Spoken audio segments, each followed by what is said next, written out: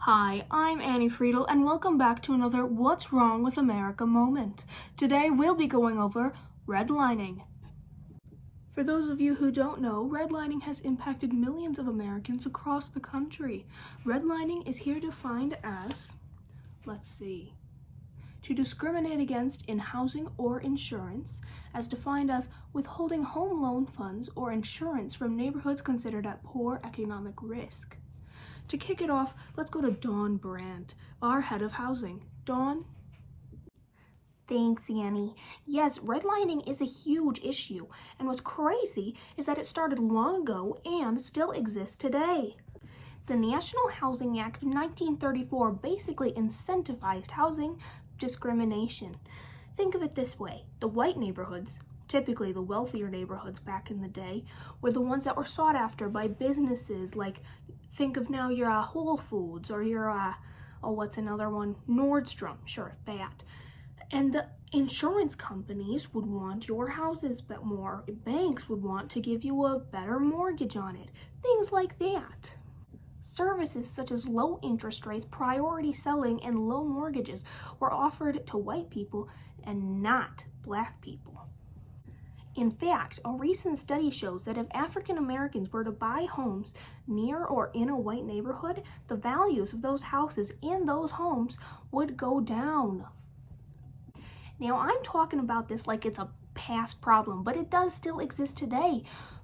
Redfin, a current brokerage, does the same thing. They give the good rates to the white people, and they give the bad rates, or the regular rates, to the not white people. This now includes any people of color.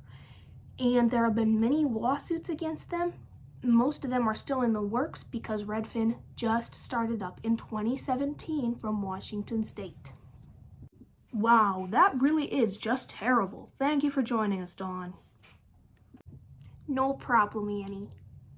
Now, you may have heard of the terms white flight and the Great Migration, but how are they related? We'll get right to that after the break. All right, thanks for joining us. Now, white flight and the Great Migration, how are these related? For the answer to this, we're going to turn it over to Jake Goldwyn, our Director of History and Segregation. Jake? Yeah, thanks, Annie. Now, I'm going to keep this short. I know we don't have a lot of time. Now, let's start with the Great Migration. What is that? The Great Migration is a period between 1912 and the 1970s where Black people moved from the South to the North to escape prosecution. And white flight was directly impacted by this. The white flight is when all of the white people that lived in the cities suddenly moved out and fled to the suburbs because they were afraid of the diversity that the Black people were bringing during the Great Migration. This happened around the 1950s, and John Levitt, the creator of the subdivision, and more prominently the suburbs called Levittowns, they were created in 1950 as well. So the white people fled to these new mini cities and the Black people stayed in the inner city. As you can see, one is a direct correlation and causation of the other. Thanks, Jake. Now that our viewers at home have a better understanding of what redlining is, we're going to take a look at a more direct case of it. The city that struggles the most with segregation as a direct result of redlining is, in fact, Milwaukee, Wisconsin. Here to explain this, we have Marcia Keene, a city council member in the Milwaukee Chamber. Marcia? Yeah, hi, Annie. Thanks so much for having me. It's a great honor.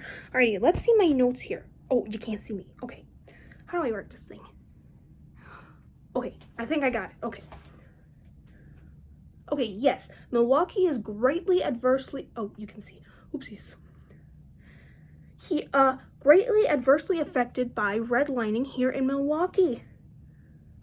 Okay, I'm gonna show you some graphics that better explain what it looks like from the past and to the present, okay?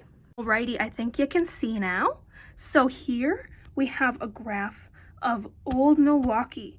We see the dark spots are where more white people are. The grayer spots and the gray spots are where the most Black people are, okay? Now we go over here and it looks the same. The dark spots are where the black people are in this one, and it gets lighter with the white people. Isn't that just crazy? Now, honey, this is a direct result of redlining and white flight. You see, even though white flight happened in the 1950s, white people still dominate the suburbs. Heck, I even grew up in one. However, the problem with this now is that white people work in the city but live in the suburbs. This means that all of the higher up jobs are dominated by people who don't even live there. This makes it even harder for people of color to find a good, self-sustaining job in inner city Milwaukee because all of the white people have all of the really good jobs that pay a lot of money. Suburbs like, let's see, look at my notes here. I did it again, okay. Whitefish Bay, Shorewood, West Allis, and Wauwatosa, our most segregated suburb, Wauwatosa, are all still incredibly white, where the true inner city of Milwaukee remains mainly black and Hispanic. Anyway, that's all I have for you, Annie, so have a great rest of your day. Okay, bye, hon. Well, thank you for that very personal message at the end there, Marsha. Great to hear from you. Now, as we all know, in 2020, we have all faced the trials of the COVID-19 crisis, but some of us have faced it more than others. For this, we're going to turn it over to Valerie McDougall, COVID-19 research specialist from Washington, D.C. Valerie? Hi, Annie. Yes, life here in Washington, D.C., as we call it, has been pretty crazy. Yes, but for people of color, it has been even crazier. Yeah, let me get down to the nitty-gritty here, okay? We are seeing a direct correlation in increased hospitalizations in areas that were previously redlined. Now you may be asking yourself, why is this? What is this? Why? Well, it's because people of color, particularly black people, are more disposed to things like obesity, heart disease, lung disease, asthma, because of where they live and where they were forced to live. Now, all of these issues lead to having a worse case of COVID-19.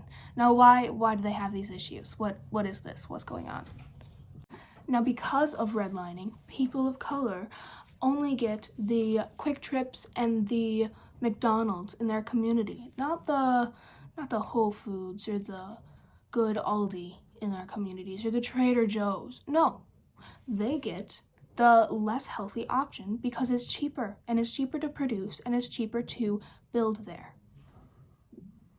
Not only this, but they get less access to good cars, to good air filters, things like that. And then their exposure to air pollution is much worse than in white communities. For example, if we're talking about Milwaukee, Whitefish Bay is going to have slightly less air pollution than inner city Milwaukee, which is crazy, even though it's all in technically the same area. Now, to make matters even worse, black people do not have the resources to stay home and quarantine with the rest of the world. So they have to go to work to make money to pay their bills for the amenities that aren't the same even. So they are even more disposed to getting COVID-19. Now, I hope that answered all your questions, but I really have to go. Things just keep getting worse and worse. Wow, and it's just crazy that none of us would think that this would be a problem until we do some further digging and research. Thanks so much, Valerie. As we can see, redlining is still a huge issue for people of color in America, and especially Milwaukee. Now, I don't want to leave you feeling hopeless, so to help, you can go to greenlining.org to find out more on solutions to this problem.